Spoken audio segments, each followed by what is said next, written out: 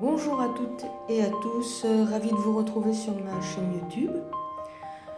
Aujourd'hui, je fais une nouvelle vidéo sur la marqueterie de paille. Récemment, j'ai fait une vidéo sur la marqueterie de paille qui concernait une astuce pour faire des détails. Donc si vous ne l'avez pas vue, je vous invite à aller la regarder. Et aujourd'hui, je vais vous montrer une manière de faire de la marqueterie de paille où on n'est pas directement sur le support.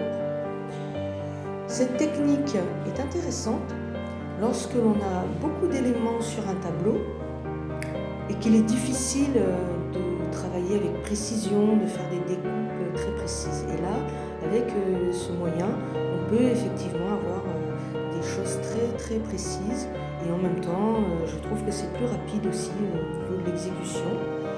Donc c'est très intéressant. Je suis ici sur une ligne qui est complètement sans obstacle, on va dire, sans autres éléments. Donc là, j'avais travaillé directement sur le support. Et ici, je vais vous montrer cette partie-là. Je vais donc travailler différemment.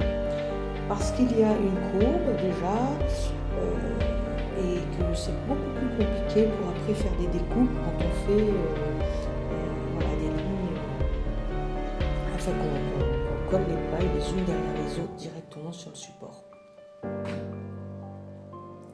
Pour ce faire, je me sers de papier calque. Je vais donc directement sur mon support et sur la forme que je souhaite remplir, et je vais dessiner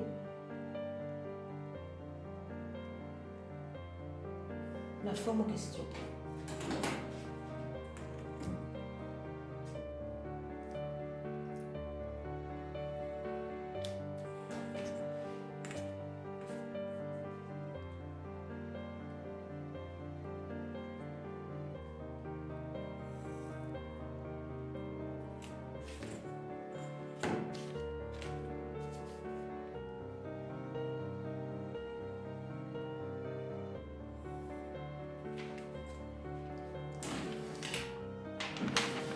Voici ma forme, et cette forme-là, je vais la recouvrir de paille. Et donc, je vais coller les pailles directement de ce côté du calque. Mes pailles sont maintenant collées, comme vous pouvez le voir. Là, je les ai mises en biais, moi, parce que ça suit, c'est pour une suite de mon motif. Là, je l'ai fait volontairement en biais comme ça, donc ça va aller normalement comme ça, dans l'autre sens, pour donner une dynamique à mes pailles.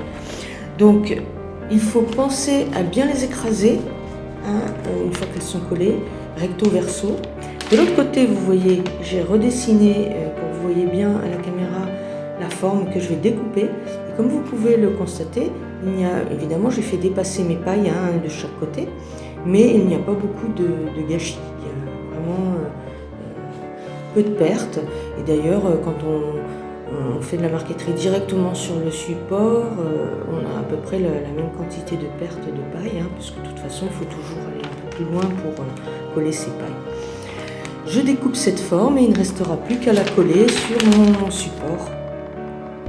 Voici le résultat que l'on obtient après avoir collé donc cette forme.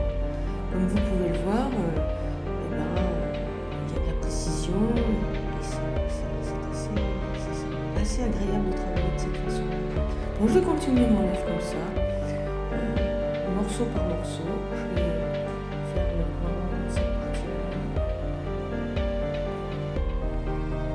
J'espère que cette vidéo vous aura plu et qu'elle vous aura été utile. En tout cas, je vous remercie de l'avoir suivi, et si ça vous a plu, n'hésitez pas à me laisser un petit pouce bleu et à vous abonner à ma chaîne si ce n'est déjà fait.